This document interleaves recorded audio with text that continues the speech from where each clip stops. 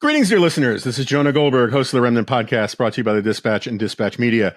Very exciting first-time guest today, who, the internet is weird. Sometimes you become friends with people over the internet, and it turns out to instantiate itself in corporeal life.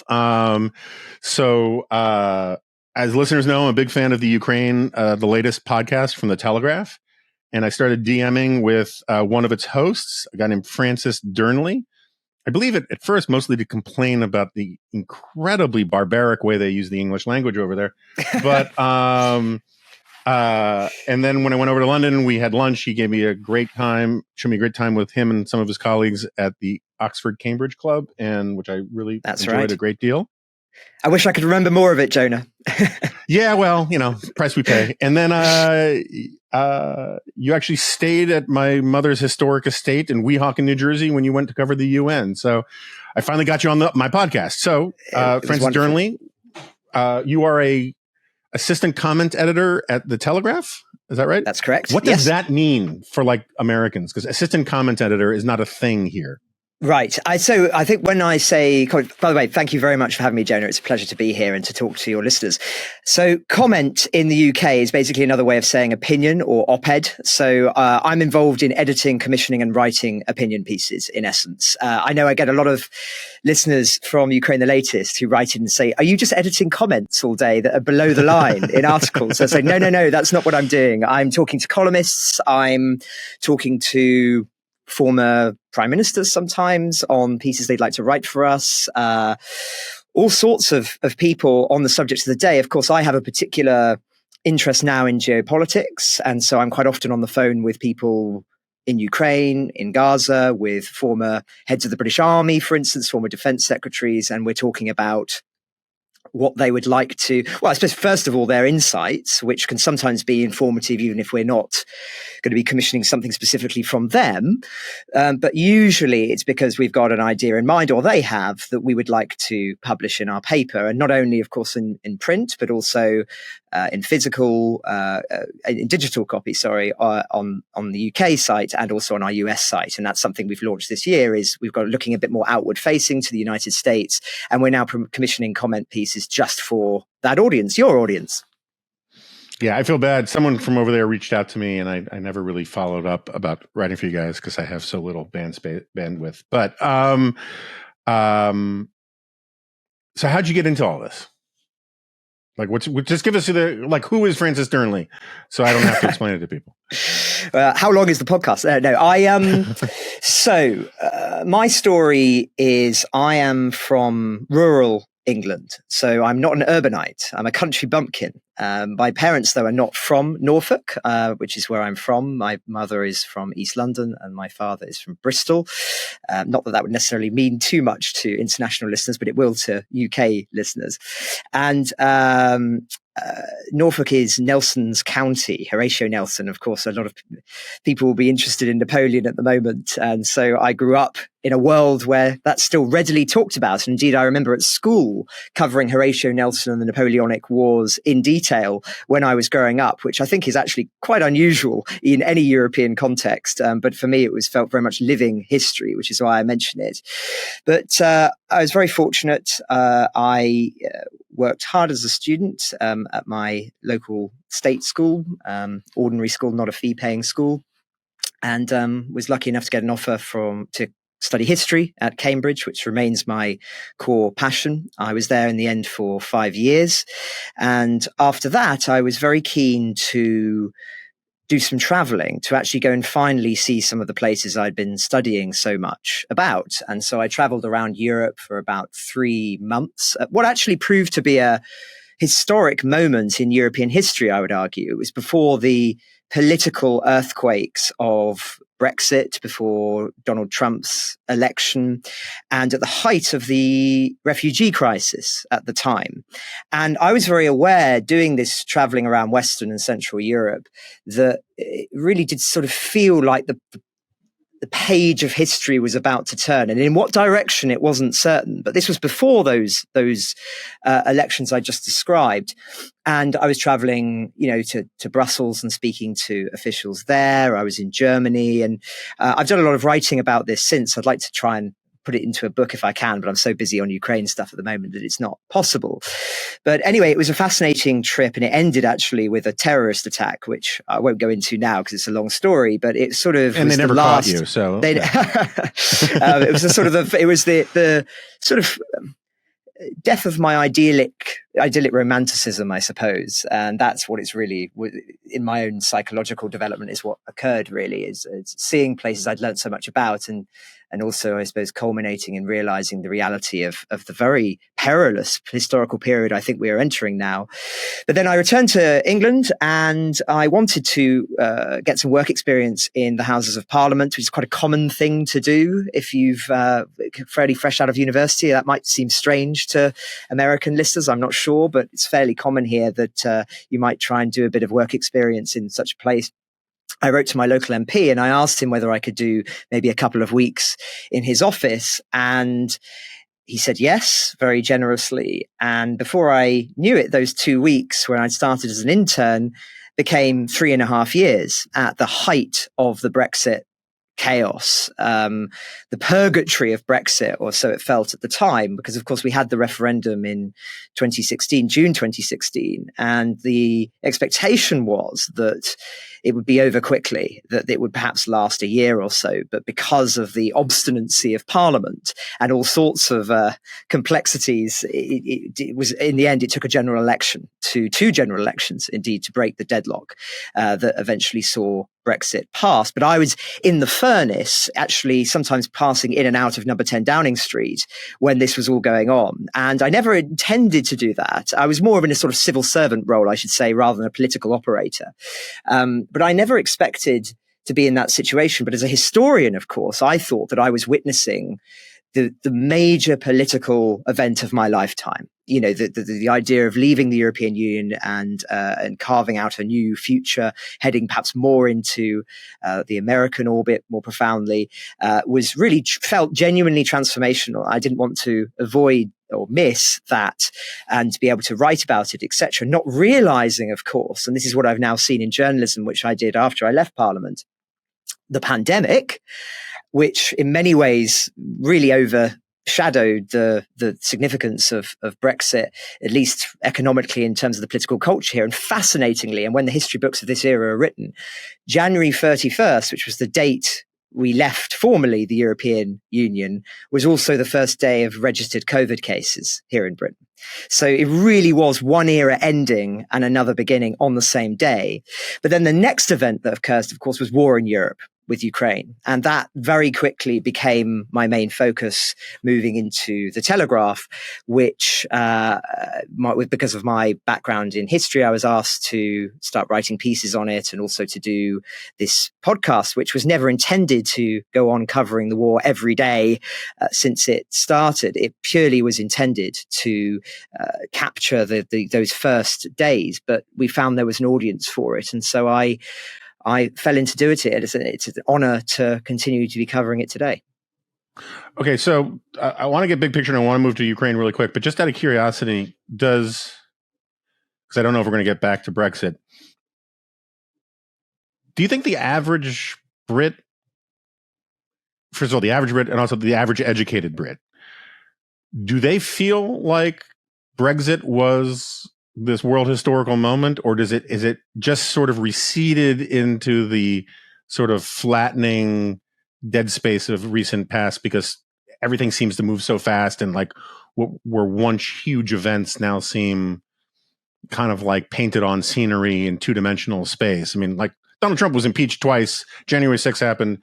That for a lot of people just feels like, oh, that was an interesting week in the news and move on. Is Brexit seen that way, or is Brexit still seen as like this monumental moment that people live through? I think it does very strongly depend on who you ask. I think the word I most often hear is betrayal. And I say that from both sides of the political spectrum. You hear educated people say, it was a betrayal of British values. It was a betrayal of the British establishment. It was a betrayal of the Conservative Party because there should never have been a referendum in the first place, etc. And there's that narrative is still very prominent, this idea that in some way it was anti-British to do what happened and that it was somehow a stolen referendum, a stolen election in some regard. But on the other side, you do get, I think, a more common groundswell amongst educated and ordinary people in Britain who feel that the promise of Brexit has not been fulfilled. And I think probably the most prominent example of that is around the debate around immigration, which has become particularly acute in recent months here, since not only the small boats that are traveling across the channel from Europe, which seemingly the government is not able to stop, but also, and more fundamentally, there's just astronomically high immigration figures, which reach anywhere between 700,000 to a million net a year, which is just simply, for many people, not seen as sustainable in a country that is not building houses, that is not investing in infrastructure particularly, and is not investing in hospitals and schools and all those other things which are so essential. And then you get into the debates about culture and the people who are coming here and all of these kind of conversations. But I think for many, many people, because of course, just to explain to American listeners who may not be aware, being a member of the European Union enforces free movement. You can't have it really any other way. If you're part of the EU, you're part of Schengen, if you're a major player. And that means that any member of a European Union country can come to your country and settle there. That is the rule. And it worked quite well for a long time. But as we're seeing now, of course, mass migration is becoming far more common for all sorts of reasons. And it has meant that has become much more controversial. And Britain has really experienced it, I think, more acutely than many other European countries, because, of course, the universality of English means that many, many people, they only speak two languages in Europe, and one will be their native tongue and the other will be English. And so Britain has a particular draw, as well as its general global outlook and internationalism. And for many, many people, Brexit was a means of cleaving away ourselves from the European Union and putting a pause or a stop to those kind of numbers. But we have not seen that. And the reasons we have not seen that is that it has become too economically essential in volatile times for governments to continue that mass migratory policy, as well as it being something that is actually seen unfavorably by the Conservative establishment within the party. One could argue, really, that there is, whilst many people are skeptical, certainly amongst the grassroots membership of the Conservative Party, many prime ministers that we've had in recent years have not been skeptical on the matter of migration. But there is, of course, the political element as well. And actually, I think it's important not to put too much emphasis on immigration. I do think it was the most important issue. But there was also a sense, which is deeply rooted in the British psyche, of not wanting unelected officials in Brussels in Europe to be dictating the future trajectory of the country. And if I could just say one more thing on that, I think it's very important to understand the European project in the context of the Second World War and how it was trying to bring an end to conflict in Europe in an understandable justification, given the horrors that the continent had endured twice in such a brief period of time. And of course, many European countries, European populations were willing to sign up to the idea of a sort of United States of Europe style project because they believed it would build stronger economic union, but also that it would stop dictatorships, that it would stop there being these rise of despotic figures. That is seen as a positive in many European countries. If you go to Italy, if you go to Spain, if you go to France, even to a certain degree, there's this sense of like, well, we don't want to have tyrants. And so, you know, thank goodness for the EU. Whereas in Britain, we've never had that. You know, we've never had the sort of the threat of dictatorship. And so it means that one Cromwell, but anyway. Well, I'm an East Anglian man and Cromwell is an East Anglian. So that's a whole kettle of fish you've opened there. Yeah. But anyway, but you take the point that it's a different history. It's a different understanding culturally of the threat posed by despotic figures. And we don't feel we need those protective barriers in place, I think. So there is the political argument, there is the immigration argument, and I think those have played a very prominent role, but they have not been, I think possibly the political one has been solved to an extent, but then the Parliament has failed to enact its promises with its newfound sovereignty. And there is huge, enormous anger at the Conservative Party, which is seen through Brexit. And as a result of that, they're about to elect somebody who was opposed to Brexit fundamentally in the first place, and indeed was going to Brussels to try and negotiate a second referendum. So we are in an extraordinary state of affairs here in Britain, and I don't know how it's all going to end up. But as things currently stand, I think the Conservative Party is facing a near existential threat, and we're looking at quite a strong Labour majority. Okay, so I wanted to get to that. That's actually how I wanted to open, was like, what the hell's going on with British politics? But we'll get to that in a second. Just one more, indulge my curiosity question. So in the U.S., there is obviously similar resistance about immigration, controversies about immigration, and it works on a whole bunch of different frequencies: economic, cultural, racial, linguistic, right? And sometimes it's very hard to parse out, to peel apart what the hierarchy of objections are, right? And because I sincerely think that for some opponents of mass immigration, it has nothing to do with racial stuff, and then for some it has a lot to do with racial stuff, and you shouldn't lump them all together, right? But in the UK, it feels to me like,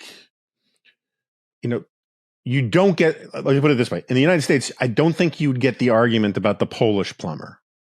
You might get the argument about the Mexican plumber, but you wouldn't get the argument about the Polish plumber. And I don't want to make it an explicitly racial thing, but there's something about immigrants from Europe that just doesn't ping culturally the same way that immigrants from South America do.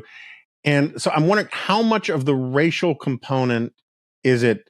Because one of the things I was waiting for you to say was that the Israel-Hamas conflict is sparking another aspect of the immigration fight, because it disproportionately, the people who are siding with Hamas tend to be from regions that are majority Muslim or North African or Arab and that kind of thing.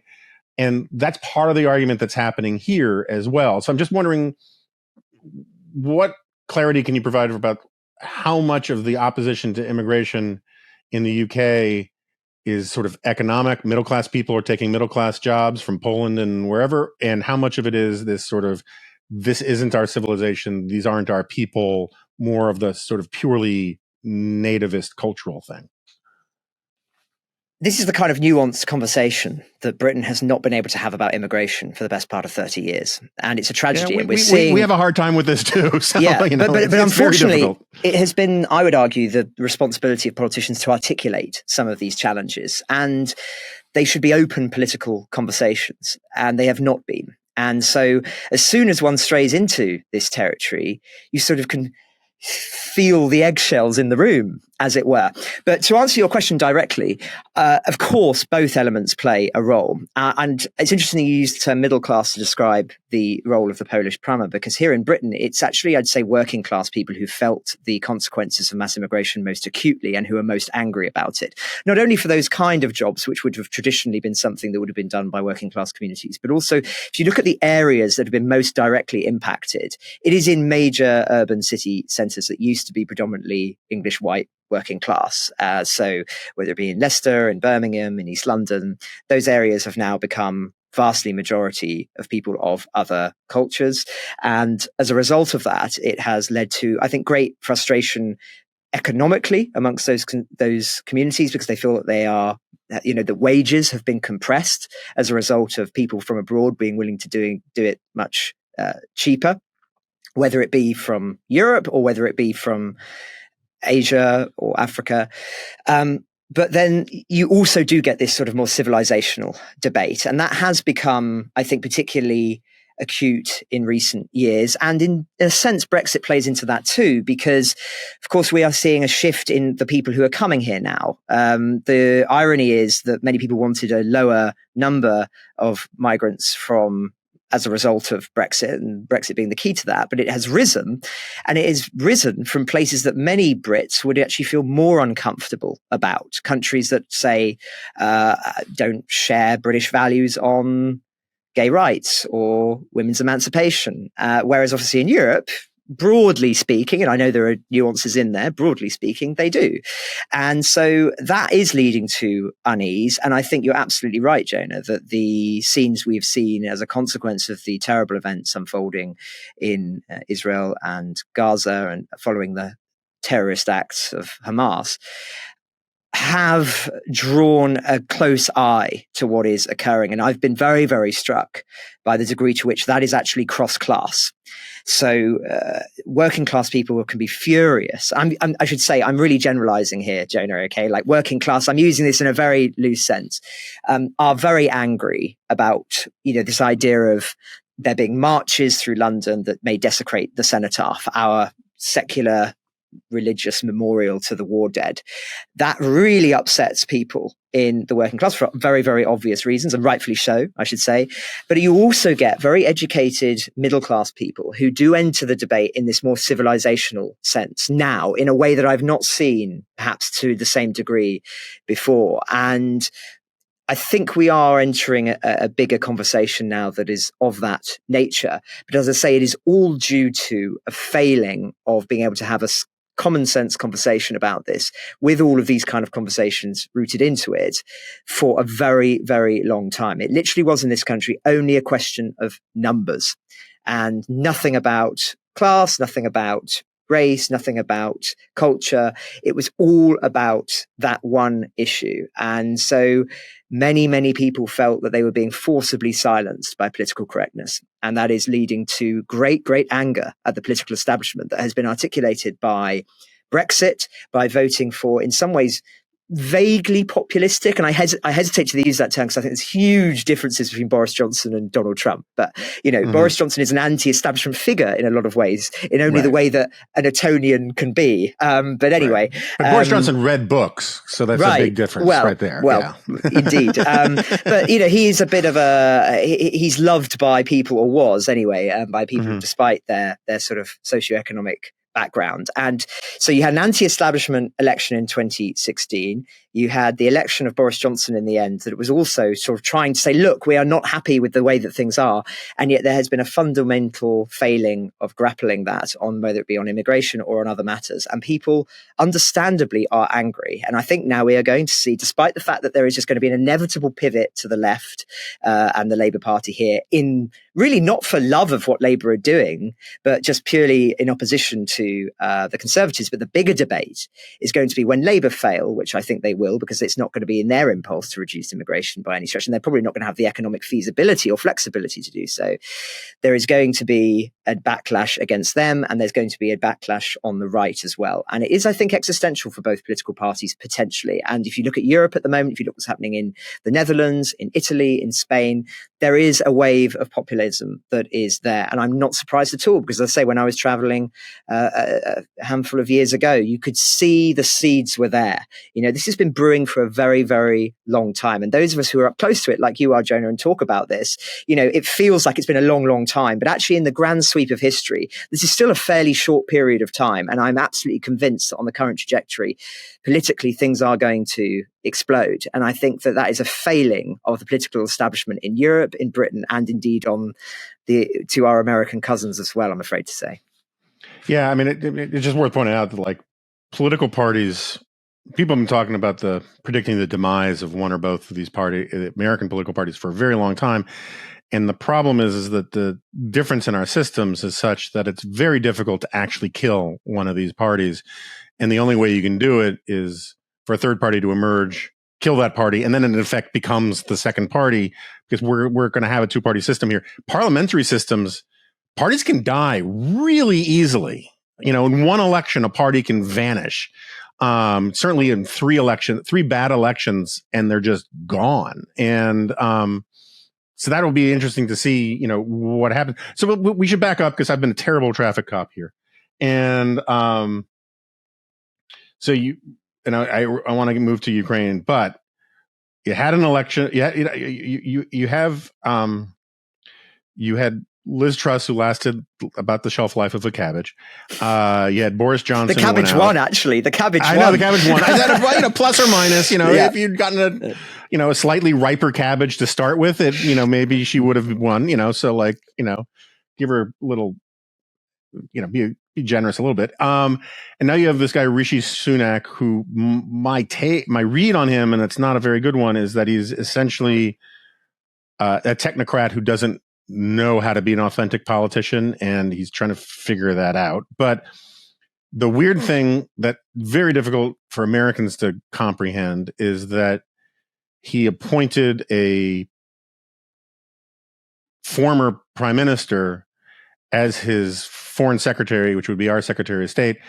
But he had to make him a lord to do it. And which is just weird shit from our perspective. And sorry for the language. And so just sort of big picture, you meet an American who is not following American politics. What does the Conservative Party look like right now? Is it running on fumes? When is the next election? Just sort of the elevator pitch, just sort of explain to people why we were dwelling on all this stuff to begin with. Next election will probably happen in 2024. In theory, it could last into early 2025, given the way that Parliament tenures are. But I think it's more likely to be in 2024 as things stand, or at least that's the noises coming from the government. Although if I were them, I'd probably be tempted to hold on for as long as possible and hope for a miracle. In short, the Conservative Party is not in good health. I think it is running on fumes, as you say, at the end of a long tenure in government, over 13 years now that they have been operating. And I think there was an opportunity. You had the biggest majority since Tony Blair in 2019. So only within this election cycle, there was an enormous chance for a rejuvenation of the party. And it did seem like there was going to be that under the premiership of Boris Johnson. But unfortunately, that imploded in part due to the pandemic and in part due to his own foibles, I would say. And really, there has not been a figure the Conservative Party has had really since Margaret Thatcher, who has what I would call the three keys to success, which is charisma, competency, and cut through. Tony Blair had all three, Margaret Thatcher had all three, but we've had prime ministers who've had usually lacked one or two of those things. So I would say to give your summary of Rishi Sunak, I think he's competent, but he lacks cut through and charisma. I would say cut through being a Britishism for what? Being able to communicate? Being able to communicate in a way that people listen and people pay attention to what you're saying. I mean, Boris Johnson had that because he's an entertainer. He's theatrical. People listen because you don't know what he's going to say. He has weird quotations coming out of his mouth, quoting ancient scholars, for instance, so very commonly. But as you say, Rishi Sunak just sounds like a technocrat fundamentally. And that means that it just doesn't appeal to large swathes of the British public, but he is competent. I think it's, to be fair to him. Liz Truss, I would say, probably lacked all three, which is why she was doomed from the get-go, to be honest. And she was elected really, I think, as a middle fingers up by the party membership who were so angry about the implosion of Boris and not particularly fans of Rishi Sunak. Then you've got David Cameron, who I'd say was probably charismatic and competent, but didn't get masses of cut through with the public, really. I mean, it's all to a degree to a certain extent, but I think that there has not been somebody who has managed to control the political arena since Tony Blair in this country. And the tragedy of Boris Johnson is he had the charisma, he had the cut through, but if he'd had that competence, he could have been a truly great prime minister that could have probably governed for the next 10 years. But as allude to his implosion, we're now in the situation where, as I say, the Conservative Party is really running on fumes. Many, many Conservative MPs know that they are going to lose big in the next election. They're deciding to step down rather than have to contest that election. So really, you're in the dying days, I think, of a government at present. And it's in all likelihood will be a strong Labour majority, as I say, that will take over, who are left-wing, but they are not as radically left-wing as somebody like Jeremy Corbyn, who, of course, was the previous Labour leader. Keir Starmer is more perceived as which I actually think he's more left-wing than people think, but he's perceived as being more Blairite, more moderate, more sensible on matters of the economy, particularly on foreign affairs. I think this is the biggest difference between our respective countries, is that here in the UK, as I've talked about on the podcast many times, there is, regardless of your political persuasion, a very strong support for Ukraine. And that being the most important foreign policy issue of the moment, at least as perceived, I think, in the UK. And so even if Keir Starmer wins, that he has said is not going to fundamentally change Britain's position on supporting Zelensky and the Ukrainian people, that it will continue in the same vein and may even increase, they've said. Whereas, of course, in the United States, you actually are seeing that the outcome of that election, which is far more, I'm willing to more than concede, is far more significant to Ukraine's future than the British election, is genuinely divided on the support of Ukraine, or so it seems. And that is, of course, extremely worrying from the Ukrainians' perspective. But no, it's a very volatile situation, Jonah. And of course, when any party goes through so many prime ministers in one term, I think it's almost fated that they're going to lose the next election. But, shocks can happen. A week is a long time in politics. If the world does suddenly become a much more dangerous place, which I don't believe is impossible, then we might see a very different political era in the next year or so. So, last question on politics. Labour's more left wing. That's fine. Labour's the left of center party. Conservatives are right of center party. That's how it works.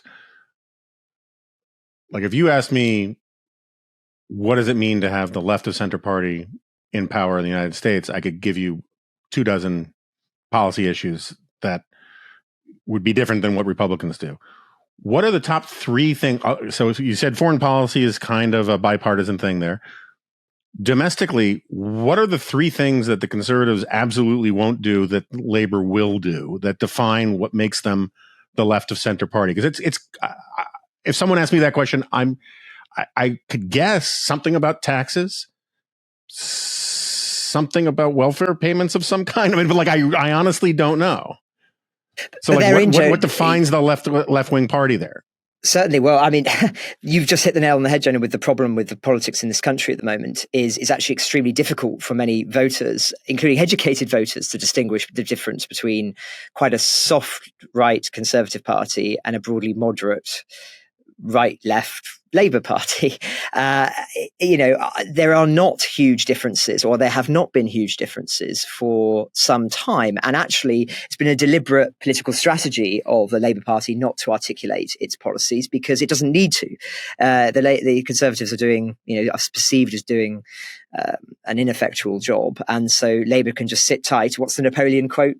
Never interrupt your enemy whilst he's making a mistake. So they have not needed to articulate their policies. Of course, there are differences, and we are starting to see the gulf open up a little bit as the Conservatives are suddenly realising they face this existential danger. And so I think tax is a big one. I think we are going to see, they've already began the process of lowering taxes, and I think that will increase quite significantly in the next year. The next budget, I think we will see the Conservatives lowering taxes quite substantially in a way that Labour would not want to do. For them, they want to boost taxes, particularly for the wealthy, and invest a lot of it in public spending, particularly the National Health Service, which is now taking up almost 40% of UK GDP. It's extraordinary.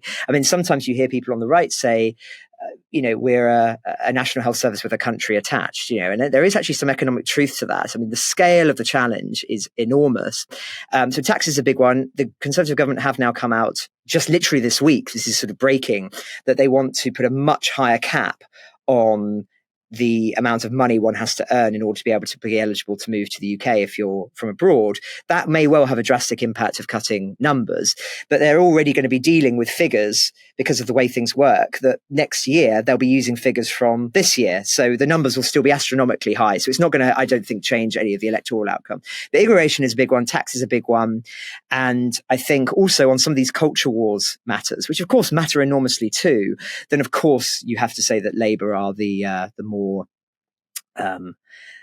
woke party, the party that is pushing that agenda much more strongly, not critical of Black Lives Matter, are much more skeptical on support for Israel as a party. Keir Starmer is trying to hold things together at the moment in perhaps the same way that Joe Biden is to a degree. But yet there are many, many MPs in his party who are unhappy with him not calling for a ceasefire. And as a consequence of that, I think when they do, if they do win power, there will be some quite big culture wars fronts that are relevant, not only in that foreign pairs context, but actually, of course, on matters around transgender stuff, which is also very strong here, and also all of those other debates, which will be very, very familiar with your listeners. But I do think, as I say, that the inability of either party to really clearly distinguish itself and clearly solve some of these problems and actually engage with them in an intellectual way that has foundation is leading to a point where, if things were to change, I don't know how they could change. I can see certain scenarios, but if there were an opportunity, to your point, that people could vote for another party that was massively popular, and there are wings that could happen, as the Reform Party in the UK, which, if Nigel Farage were to take it back over, he could be an existential threat to the Conservatives in a lot of seats. And as you say, in one election cycle or two, you can very quickly threaten and take over that space in a way that's impossible in the United States. I don't think that's inconceivable. And I always think, you mentioned how difficult that is in the United States. I always think if you couldn't, if even Theodore Roosevelt running from the Bull Moose Party couldn't break the deadlock, your most popular president ever on leaving office, then really it just shows how completely impossible it is in the United States to break that deadlock. Because I can't really conceive of any president being as popular as he was after leaving the term office and still losing. I mean, he obviously beat the Republican Party, but it split the vote, and of course led to right. That's the famous line. Richard Hofstadter, political historian, says third parties have their effect. They're like bees; they have their effect by stinging, and then they die. Right, and that's what the Bull Moose Party did to the Republicans, and got the worst president of the 20th century elected. And which is a perfect place for a segue here. You said, and I warned you I was going to do this to you, you said on the podcast recently, on the occasion of Henry Kissinger's death, that no academic has ended up having a bigger impact on world affairs or in politics than Kissinger, or words to that effect. And as the chairman of the International Committee of Woodrow Wilson haters, I have to push back on that and tell you that Woodrow Wilson was an academic. He became president of the United States, and he wrought havoc at home and abroad in all sorts of myriad ways. And I think historically was of greater influence than Henry Kissinger. I'm just going to put it out there. I'm more than willing to concede that point, Jonah. I think I can't exactly remember the choice of words I used. I'm not sure if I said it was that he was the most, but I'm willing to concede that he was enormously important. Maybe you just said you couldn't think of one or something like that. And that's a hedge that I can allow. But you're absolutely right about Wilson's legacy, which I think is misunderstood here in Britain, because we just don't really learn that much about the American side of First World War. But of course, the disaster of the League of Nations and Versailles is, I think, largely laid at his doorsteps. Although actually my own view on Versailles is that it wasn't so much Versailles was wrong philosophically, this whole moral argument that you made it predestined that Germany would rise and that Nazism became inevitable because of this sort of betrayal narrative was able to be fostered. I think that the failure of Versailles and the failure of American foreign policy, and indeed Western foreign policy, not including Germany, was to act out the principles of Versailles, which is when Hitler was openly breaking them, particularly in the mid-1930s, to do nothing. And I think that it could have easily been, that the war could have been prevented, at least on anywhere near the scale that it was, if there had been the willingness to act. But of course, America had gone down the isolationist path broadly, and there was no willingness after the horrors of the First World War for Britain and France and other nations to act in Germany. But I don't think actually that Versailles made anything inevitable, but certainly appeasement did. Yeah, so you're really helping me here with my segues now, because first of all, I would say that I blame Napoleon far more for the rise of Nazism than I do Versailles, because it was Napoleon who leads to the unification of Germany, which was like literally the one thing France should never want to do. And, sure.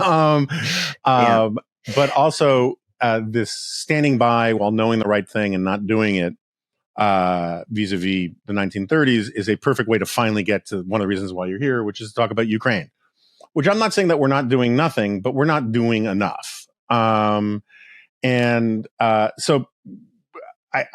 because I hear you dilate on Ukraine quite often. I know you're in broad agreement with that statement, but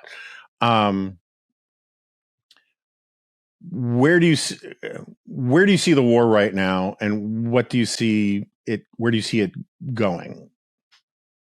It's a big question. So I was talking about this on the podcast yesterday. We had a very pessimistic expert on who was laying out the military realities at the present moment. And I asked him at the end, and this is, I suppose, my critique of where we stand at present, so it's not particularly directed at him. I asked him, to what degree is his analysis baked in on certain assumptions, such as Western support is only going to decline, that certain outcomes, perhaps in the United States presidential election, are going to occur or fated to occur, that weapons support for Ukraine from a European context is not going to increase, that ammunition may not change. What I mean when I say that is there seems to be a remarkable lack of agency amongst Western leaders at the moment. There is this strange sense that, the power of Russia being what it is, the resources that it can tap on and call upon are such that really it's only going to be a downward spiral for the Ukrainians. And thus, as a result, it's important we give them enough to continue fighting, but we really want there to be some kind of negotiated settlement. So we don't need to give them any more, because it would actually be impossible for there to be a victory as articulated by the Ukrainians and the Western leaders themselves early in the war. But in saying all that, that is not true. There is still immense opportunity if the West sought to embrace it. And I think that's really important, particularly for American listeners to this podcast, because, of course, you do have the most high-tech weaponry that you could give the Ukrainians, which would play a decisive role, such as the more like the ATACMS and the way that the ATACMS did. I'm not saying, by the way, that there aren't European countries that can do that. Of course, the Germans can too with Taurus, and it's not all on your doorstep. But the United States has an economic power and military power that could change this war overnight. And so all of these arguments that are basically assuming and making big assumptions, not only, I would argue, about the direction of travel necessarily in the war in terms of support, because I think that support has, to some extent, not dropped off, but there is a sort of a sense of eyes are elsewhere in Israel and Gaza. But I don't think that's the same as war fatigue. I think people are actually ready to re-engage when something happens. So I think it's very misconceived to think that people have lost interest in Ukraine matters. But I think it's even deeper than that, because people are actually, you mentioned Napoleon earlier, and I'm going to mention Hegel now, who of course saw Napoleon as fate on horseback. There's this sort of weird sense that there's a historical inevitability about how this war is going to end, which totally misunderstands the nature of history. I mean, if you were going by that logic, Ukraine would have been taken over in 3 days. I mean, I remember these same experts and same world leaders telling Zelensky to leave because he didn't stand a chance.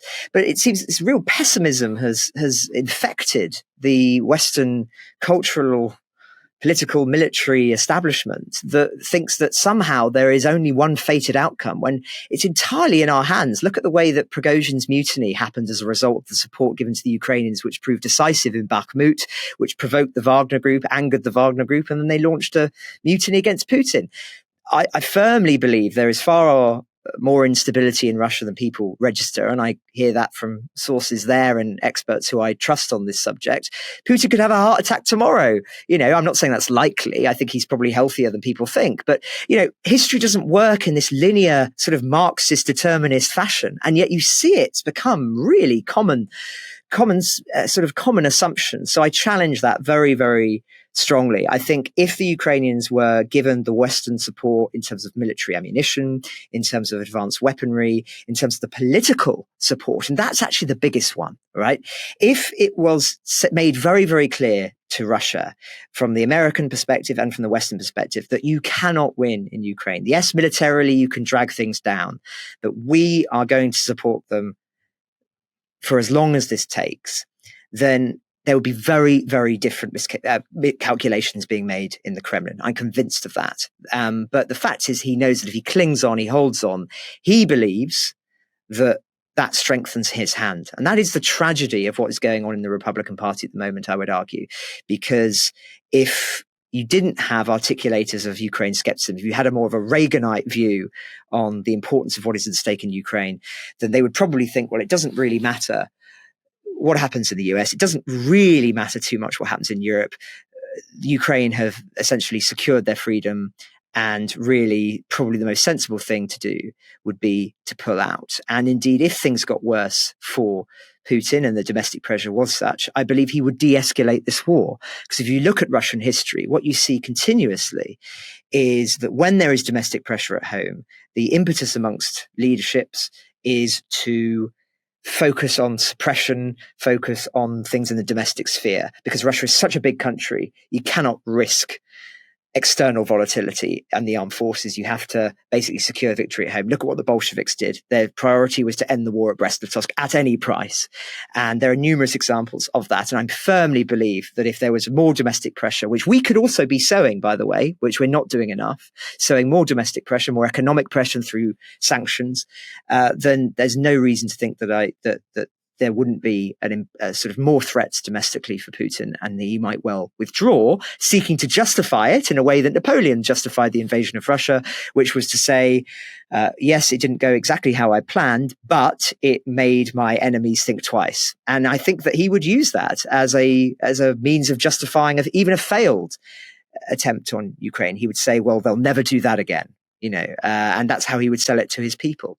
So I think it's important to be much more optimistic and remember that there's nothing is written, nothing is predestined here. There is still much that could happen, and it is in our hands. Yeah. So this gets at one of my great and abiding peeves. I mean, I think the two great, or I shouldn't say two of the great conceptual errors in foreign policy, if we're going to do, if we're doing Hegel, they're dialectical to each other. One is anthropomorphization of nation states, and the other one is dehumanization of nation states, when in reality the synthesis is somewhere in the middle. And so, like we saw at the beginning with the invasion of Ukraine, a lot of arguments, including from some friends of mine, about how, look, this is Aesopian, right? This is like the scorpion has to sting the frog. Russia has to invade Ukraine. It's like, no, it doesn't. I mean, like, one of the things that has been more ratified than anything else is the great man theory of history in this war, because you take 20 different Russian leaders who had Putin's job, if you could play the simulations over and over again, maybe 10 of them would opt to invade Ukraine, but 6 of those would do a better job at it and plan better. And, and the other 10 wouldn't do it at all. The idea that somehow Putin did not have agency in choosing to do this and choosing to do it in the way that he did is ludicrous. And similarly, you get this, it's much more on the sort of neo-Marxian, identitarian, crazy left, where you have people who say, well, you don't understand, Hamas is a resistance organization. As if that's somehow, like, oh, I read from Franz Fanon, and so therefore you're allowed to rape people and cut off heads of babies. Like, it doesn't work. Like individual human beings chose to do these atrocities, and they chose not to do conventional military attacks. And so this constant pendulum swing between saying our enemies have no, the bad guys have no agency. They're just doing what the scorpion must do, and therefore it's folly for us to stand in its way. It saturates everything. I mean, it's because then if you believe that, then it deprives us of agency. It says exactly. They had no choice to do it, so why are we even getting away? It's like it's like King Canute arguing that the sea should recede or whatever. It's an excuse not to do the hard things. And I don't know how you get around it at this point, other than, I mean, I think it's really one of the things that's really great about the Ukraine podcast is one of the only ways you move hearts is by telling stories, and telling stories humanizes people, and he makes it, oh, this one hero won this battle. And that shows that this battle wasn't inevitable one way or the other. But beyond that, I am very Biden's on the right side of the argument, but he's doing it the wrong way. And I don't know how in this climate at this point that changes. And I do think Ukraine gets more aid, but maybe one more round of it for a while and then nothing until after the presidential election. I think you're right. And I think that there would have to be some quite significant event to change that outcome. That could be, I'm not quite sure. It may be actually in the Ukraine context. I mean, I don't think this is particularly likely, but if one can imagine suddenly that Russia made some sort of huge military breakthrough, I think there would suddenly be a sense of, we can't allow this to happen. And that's the other problem, the other baked in assumption, I should say, is that you've got this weird sense. I think a lot of people think the war's already won, that it's over, that essentially Ukraine has secured enough of its territory. It knows it's no longer to be taken over. And thus we can give Ukraine enough to hold on and eventually it will be negotiated. Putin has never publicly said that, he only wants to keep the territory he currently controls, which by the way is far too much. And I'll come to that in a moment. He is still absolutely maximalist on this. He's still saying that Zelensky is a neo-Nazi. He's still saying that this is a war against NATO. And people read into this that he's posturing because he wants a peace deal as soon as possible. But the fact is that if that's true, and you were to see a withdrawal of support for Ukraine, then we may well see Russian progress on the battlefield. And that I think would be unconscionable to many people. So you're in this dire situation if you're the Ukrainians at the moment, because they're basically being told you need to do more if you want to end the war how you can. But we're not going to give you the tools to do that. But also, by the way, we don't think you're going to lose. And the Ukrainians, of course, are saying, well, this is just unfair, and rightly so, given the importance that was given to supporting the Ukrainians early on in the war. You had President Biden going to Kyiv and saying Kyiv stands strong. You had leaders going there and saying this is the most important battle of our times. You had Olaf Scholz, the Chancellor of Germany, saying this is a Zeitenwende, a world shift. What's happened to all of that? It's quite extraordinary, the weakness on this issue, particularly, Jonah, if I may just say, you talk about the human stories we try and share on the podcast, and inevitably we have to focus on the military sphere and the political sphere predominantly, which tends to abstraction because it has to, right? But we do try and draw attention to human stories. And we had somebody on the podcast last week that it really stuck with me. And we hear things like this all the time. So it was from a journalist who'd just come back from some of the territory that had been liberated by the Ukrainians from the Russians. And she told us about an elderly lady that she interviewed there. She was 80 years old, and when the Russians took over, it had been too dangerous really to leave the house. And her husband, elderly husband as well, had a heart attack and died. She said of a broken heart because of the invasion. 80-year-old woman had to bury her husband in the frozen ground outside herself, and the body is still there because it's not been able to be dug up and buried properly. She's living alone in this house trying to survive, in essence. And she told this journalist that she was born in the Second World War and that her greatest fear was that she would die in another conflict.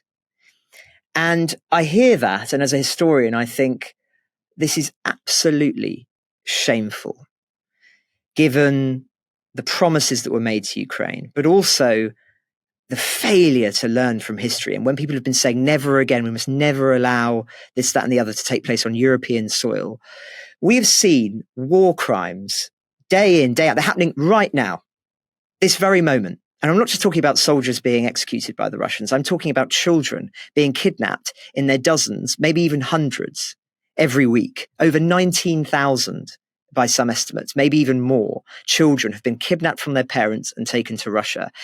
And yet there is a complete inability, it seems to me, for people to countenance this. And I think one factor that is in play is the degree to which it's inconceivable to so many people of my generation that this is actually happening. You know, the elderly people can believe it because they lived through this horror at once, or at least they have parents who did. But I'm a child of Fukuyama. And I don't mean that person. I think actually Fukuyama gets an unfair rap if you read the book. So do I. I'm sure. Yeah. But anyway, let's just say how Fukuyama is understood. You know, I was told growing up, going to school, that in a sense wars were basically over, that technology was going to globalize the world and that everything would be dandy and that history had ended. That was a genuine and sincere belief held by people in that very brief hiatus at the end of the Cold War before, and to some extent immediately after 9/11. And so for many people, it is actually almost inconceivable this is occurring. And I use the evidence, and I hesitate to use the example of the Holocaust because I think it was a particular kind of evil. But there's the documentary, The Karski Report by Claude Lanzmann, who did Shoah. And he interviews Jan Karski, who was the representative of the Polish government in exile in 41, 43, I think it was.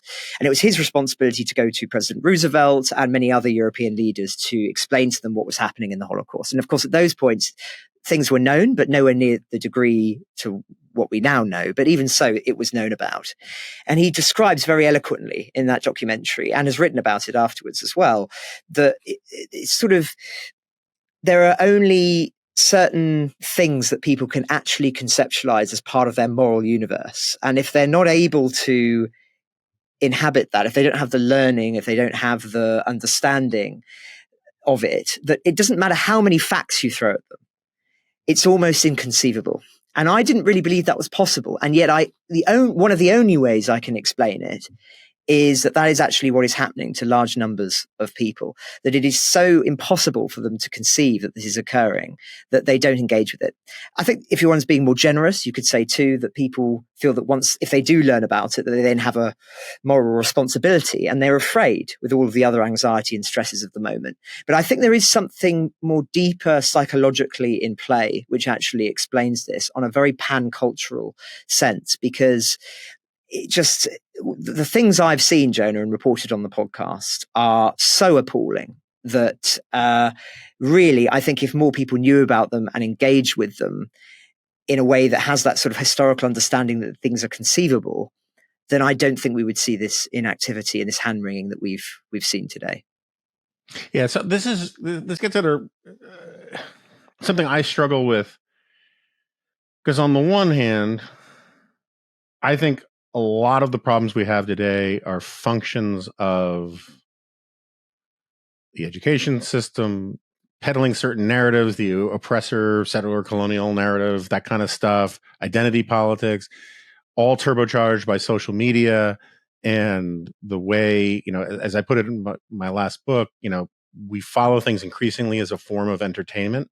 And once you make the leap to decide this is the good guy and this is the bad guy, you'll forgive the good guy the most terrible things, and you'll damn the bad guy for the most excusable things, right? And so you have these people who are following, who decided, at least in the United States, who are Trumpy. They've decided, because of negative polarization, my enemies don't like Putin, and because they don't like Trump, and they don't like Trump and Putin, so therefore I like Putin. And so the standards that they'll use to condemn Zelensky are so damning of Putin. It's like, well, Zelensky's not a real Democrat. He's outlawed as and it's like, really, that's what offends you about Zelensky and your defense of Putin? And you can go through this. The same thing with the Hamas stuff is like, well, look what Israel is doing about, women or whatever. And he's like, really, that's your defense of Hamas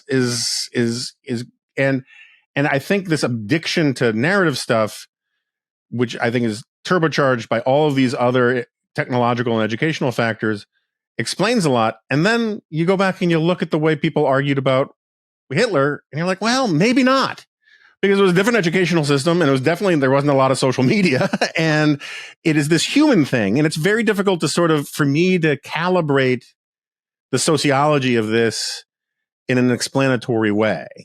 It's funny you should say that, Jonah, because I've been having this conversation with colleagues this week. So we did our Christmas charity peel on Sunday, and one of the charities we were supporting at the Telegraph is the RAF Benevolent Fund, supporting veterans who flew in the Royal Air Force. And as part of that, it was a real honor and a surprise that we had a 102-year-old veteran of the war come in, still walking around, didn't look a day past 85, talking to everybody. And I had the privilege of speaking to him for about 20 minutes, and he's still extremely articulate, well-informed, and follows the news very closely. And so I was asking someone with a century's worth of foreign policy knowledge for his memories and also his reflections on the present context. And we spoke about the 1930s, and he was saying, he remembers very clearly just the sense of malaise. And a large part of it, I think, was sort of suggesting was the horrors of the First World War were just so profound on the generation that they were so reluctant to do anything when it was obvious, really, that something had to be done. So it wasn't actually that people were trying to justify Hitler in the way that perhaps they might with certain leaders today, or have a weak spot for them. Rather, they knew he was a baddie, certainly in Britain, but there was just such a sense of, well, he's so bad, or he's so, idiotic, that he's not really a threat. This whole idea that he could be controlled, etc., or outplayed geopolitically. So it was that. But then, of course, as he said, and he was very, very strong on this, he was extremely concerned about Ukraine and the withdrawal of American support. He was saying, one of the lessons of my life is appeasement doesn't work. Straight from the horse's mouth. I didn't put those into his mouth. He just said that, and so he was very, very robust on this. And this is a man who flew 50 bombing missions over Germany during the war. This isn't a man who flew one mission. This is someone who has lived it, done it, and has seen the horrors of where appeasement can get you. And so it was fascinating to hear that. So I think in that context, I think you have to understand it in the First World War example. But in our present context, I've become increasingly sensitive to the idea that the medium is the message. And in a sense, it doesn't really matter how nuanced one tries to argue on X or Twitter. I don't know what we have to call it now. The medium in the sense is what matters. And the medium basically encourages us into those tribes. It encourages us to like things that are strong as opposed to nuanced and reflective. And it has infested our politic and our culture, of course, TikTok too, this sort of idea of making a whole generation addicted to short-termism, literally in a biological sense. It is extremely toxic. And so I suppose, I've been thinking about this in a sort of philosophical sense, that to what degree does my being on Twitter, say, just enable issues, and I should say, for me, it's absolutely essential to be on there as a journalist. I learn a lot from experts, and if you use it right, it is an asset. I'm not coming it's across just getting harder to use it right, but it's getting harder. It's getting harder to use it, but also I still worry the degree to which actually this social mediaification of our societies is, even if you have good eggs in there, that the medium is what matters, and that is actually eroding that. And until we embrace the fact, if we can, and it's not too late, that this has been a toxifying force on our politics in a way that, in how it is forcing us to conduct ourselves a certain way, or that the next generation are being raised to think, then I'm not sure we can be too optimistic about change. And that's also true as well, of course, because of the way in which Russia and our enemies, China, use social media as a tool against us. And that's not conspiratorial. That is a fact. So, until basically, I think parents and also politicians are willing to say, do not have children on TikTok before the age of 18, or social media at all for that matter, and encouraging there to be longer means of engaging on these subjects, or at least teaching people the dangers of them. I think we're in a very dangerous spot as a Western civilization. And I don't say that with trying to be pretentious about it. It's genuinely something I've spent a lot of time mulling over. And I think it should be seen as a very, very great danger indeed, because it is a radicalizing force on all of us. Yeah, no, look, I wrote a book called Suicide of the West. I agree. And I'm very pro-democracy. I'm more pro-liberalism than I am pro-democracy, but democracy is essential to perpetuate liberalism. So you got to have both. But the way I think about it is institutions, broadly speaking, have essentially an edit function, right? And with an editor of a newspaper, you get copy from someone and they're too hot-headed. The editor says, tone it down, get your facts right, try again. That sort of circuit breaker effect is done by almost all institutions. Scientific institutions, someone comes in with a bad study that is very popular and touches on a hot button issue and says, look, this isn't ready for publication. Try again. The rise of mass media has had this corrosive effect on all sorts of institutions that are not sufficiently responsive in a populist age for populist passions. And so as a result, the impulse to slow things down and be considered just gets overtaken by the loudest voices. And I think that that's sort of that's a huge problem for liberal democracies, which have to be responsive to people in ways that illiberal autocracies don't have to. But we've gotten really flabby in our vocabulary about how to tell I don't like the term masses, but tell the people they're wrong, right? And so I think that and then you have this other problem where at the other end of the spectrum, there are an enormous number of intellectuals who sort of what the French guy who says, there go the people, I must go with them, for I am their leader, who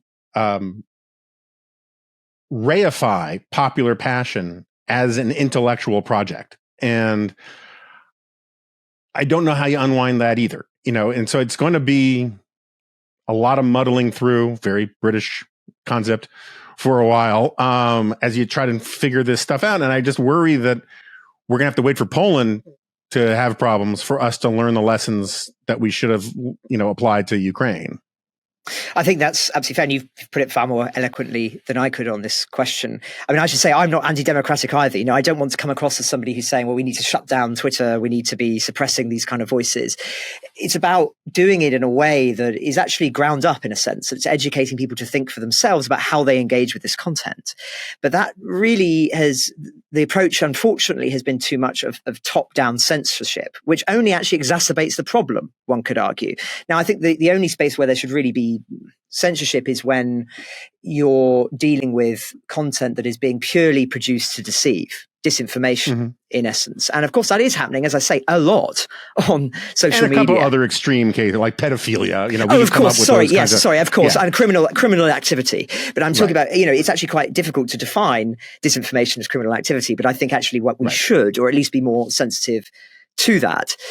But it should be, an enormous subject of concern and really a much more proactive debate. And I should say, interestingly, I think it is amongst parents. I'm not a parent myself, but this is one of those conversations that I think happens around the dinner table on an almost daily basis in many homes, children's addiction to social media, to Instagram, and the impact of that on mental health and on people's politics. These terrible situations one sees where people have effectively been radicalized by TikTok. I mean, who would have thought having China controlling the minds of our next generation would have issues, right? Who've been radicalized to be pro-Hamas, or at least think they are, that Hamas are somehow heroic in their activities. This is a common refrain. This is a common subject of conversation that I hear from many people, and I speak to many politicians in the UK, that they're having these dialogues with their own children or commentators or thinkers or whatever. And yet somehow Parliament doesn't see it as its role here to act on this or to engage with this much more strongly, or at the very least articulating the anxieties, and it should be about personal responsibility. And it's these sort of things that actually matter to many, many people. But for whatever reason, there's a real failure to discuss it and engage with it in a sophisticated manner, much like the dialogue on immigration, to go back to where we began. Yeah. There's also, just to throw it in there, I think one of the things that causes a lot of people to stand on the sidelines in these things is it's sort of epiphenomenal of coalitional politics to a certain extent, is that they're just so embarrassed by people who are part of their team, as it were, that they would rather just not confront the thing. And so in America, it is really remarkable how the right big chunks of the right turn a blind eye to the horrors that Putin is inflicting.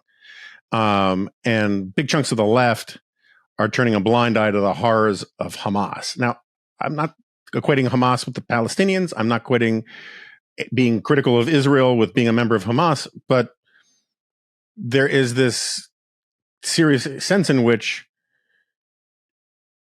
these people know that this group that is in some psychological sense part of their coalition is doing absolutely terrible things. So they'd much rather point at the terrible thing going on the other side's team.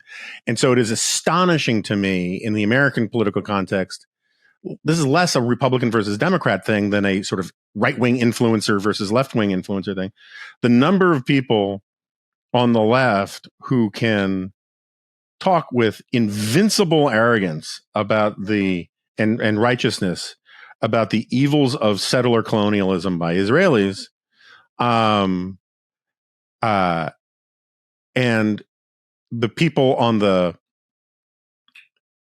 who take Hamas aside on all that, and then have a completely different view about, I shouldn't say on the left. I said there are people like, you can't think settler colonialism is terrible as you define it and give Russia a free pass on it. Russia is probably the greatest single settler colonial power of the last 1,000 years.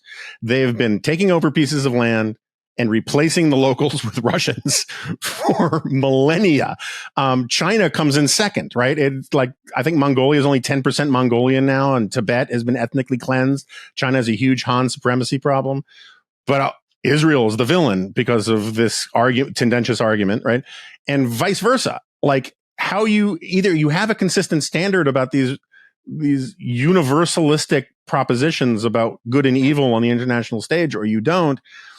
But I think the only way you can explain the inconsistency is people want to talk about the people they don't like and ignore the people that are nominally, in some sense, part of their popular front.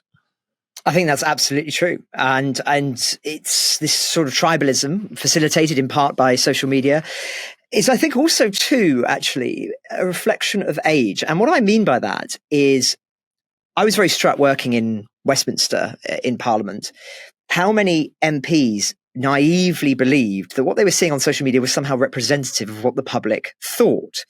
I think there is a greater understanding to a degree amongst sort of teenagers or people of my generation who were sort of the first that can still remember the internet being advertised on TV. Like, I remember an age without, I was born in 1992. So, I can remember the time without computers and mass internet. There is at least an awareness that, you hear people say social media is toxic, and I'm not, they dismiss it. But what was very striking is that in those early years of adopting, say, Twitter and social media, is that there wasn't that understanding amongst many older folk. They just sort of absorbed it, thought about it, and used it genuinely, particularly in the Brexit era, to shape their politics. And I saw this all the time, to shape their policy. And the reason I mention that in the context of what you've just said is that really, I would argue it was the responsibility of that generation to be far more cautious with, having been educated before that, to be that filter, to be that educating force in the dangers of this. But in a weird way, it's the middle generation, not Gen Z, but sort of my generation, that are more level-headed on social media compared to the older generation and the youngest generation. The older generation just believed it totally and fell into it hook, line, and sinker with total naivety. And the younger generation have essentially been indoctrinated by it. So it's really going to be this one chance potentially for my generation to try and put things right before we're all doomed and only ever producing and absorbing content that's 10 seconds long. Yeah, no, I mean, like the phenomenon of people being very online. That's the phrase we use in the States for people who confuse Twitter for the real world. Like, if you just followed Twitter, or if you even followed a lot of the cable news, you would think that there's this evenly divided debate about Israel versus Hamas in this country. It's really not. It's a very small group of people who, because of this journalistic desire to be even-handed, some say X, others say Y. So even though the people saying X are this tiny, tiny group of activists, they are given sort of equal parity with, the others. And I think that's one of the reasons why support for Ukraine, to bring it back to that, eroded so quickly on the Republican side is, the thing I keep coming up to for all sorts of things in the last couple of weeks is the Yates, the best lack all conviction and the worst are full of passion and intensity. If the Marjorie Taylor Greenes and the other nutters are the ones who constantly fill the void with anti-Ukraine positions, and the smart people just stay silent, very quickly the base of the party moves to take her position, and people think, oh, that's what Republicans believe, and then it becomes self-fulfilling because you have to be a good Republican. And that explains a big part of the erosion of support among Republicans, is just that they weren't full-throated enough and consistent and sustained enough to keep supporting it. If you go back and you look at all these people, Senator Mike Lee and others, they all said the right things, Slava Ukrainia in the first, 20 days of this stuff, but then they just went about their stuff, and the purest weirdo, most MAGA people, they just kept saying over and over again, this is forever war. We shouldn't be there. It's not a NATO country. And I have to point out to people like Marjorie Taylor Greene, we've actually never fought in a NATO country. That's the whole point of having NATO. And it's this sort of fundamental cowardice, I think is the right way to think about it. Sort of lazy cowardice of not wanting to argue with the loudest people because it just seems so pointless and exhausting. But if you don't, then the loudest people end up, Gresham's law wins, and they end up crowding out the sane people. Absolutely. And I think actually if there's a theme of our conversation today, it is the failure of people who should have known better, and that's become institutional, not only on an individual level, that those institutions you describe as the filter have almost fundamentally failed. And actually the ones that I feel most passionate about are universities. As I say, I went to Cambridge. I was blessed to do that. A wonderful institution. And, I'm probably by nature a bit of a romantic, a bit of an idealist. And so, the ivory tower, the idea of gilded learning beyond being learning by rote, but genuine, enthusiastic learning for learning's sake and intellectual discussions going late into the night amongst gilded surroundings. I love that. And I love that idea of people coming together and to see, not necessarily just in a kind of Cambridge context, because I think that's a bit unfair, because there has been some work that's been done to try and rectify it, but generally the degradation of universities has been a tragedy. And it is the failure of those in academia who should have said, regardless of their political, you have every right to have a political opinion. I'm not trying to say that. And even articulate it to students. I don't deny them that. But to have the responsibility to say, it's an institution. We have to make sure that we encourage freedom of speech and that we stop certain behavior on campuses. It's not asking much, that we accept that for a healthy polis, a healthy democracy, these things are absolutely paramount and central to our existence in a civilization, in a country, however you want to define it. That has been shred. And I was absolutely, it's only come out today, just shocked to see those remarks by, I think it's the leader of Penn and Harvard today. And MIT, at MIT. Yeah. Unwilling to say that or saying that it was context driven, whether it's wrong on a campus for a student to call for genocide against Jews. I mean, that's not a free speech issue. That's just a fundamental common sense institutional respect issue. And yet you see her corrosion on poisoning of what's happened in universities. And when this all sort of erupted, I was really struck. Somebody put out comparisons between the debate around free speech and protecting free speech, whilst also the right to, not be condemned for various things. The debate happening in, say, the 1960s led by a profound, academics who at least were able to see the issues clearly and articulate them without fear of being come at by the mob. And the sort of bureaucratic, HR-driven leadership of universities today, whose fundamental priority is avoiding scandal. And yet when it comes to issues like this, what you really see is that amounts to a total willingness to condone what should be obvious to most people is unconscionable. And for me, we're all on campus now, right? The numbers of people going to university have exponentially increased, and their power thereof in certain areas, particularly in this country. I mean, it's exploded in the last sort of 30 or 40 years or so. And it's meant that what was once, a minority of, say, radical thinking people in our cultural and political life were a minority, whether they were hardcore Marxists in the 30s or the 60s, etc. But now that sort of way of thinking is everywhere. It's rife, and it's changed our reality. So I've got sort of roll my eyes whenever I hear politicians say, "Oh, well, I went to university and it was the same then." But but that's when nobody went to university and you were the privileged few. Now this is essentially indoctrinated a whole generation, and it is that failure of people who should have known better. And I weep for the decline of these great thinking institutions. And of course, they still do amazing work on science and vaccines and all things. But in terms of the humanities, it has had a deeply corrosive and toxifying effect, which is clear, I think, for all common sense people to see. And we're really seeing now how bad things have gotten. But will things change? I'm afraid I'm not optimistic. I think these people will get away with it. And it's really the responsibility of donors, of alumni, to say enough is enough, and say you can't stay as the head of an institution such as distinguished as Harvard. That means something to me as a Brit. Harvard, Yale, Penn, MIT. It's not just a domestic issue for you guys, right? This matters to your international reputation. And it should really be something that is seen in those terms. And governments should be acting, if they feel strongly about it, about what is happening in universities. Sorry, rant, Jonah, but no. I feel very passionate about this. The only place where I disagree slightly is, and I'm sure you probably agree, but like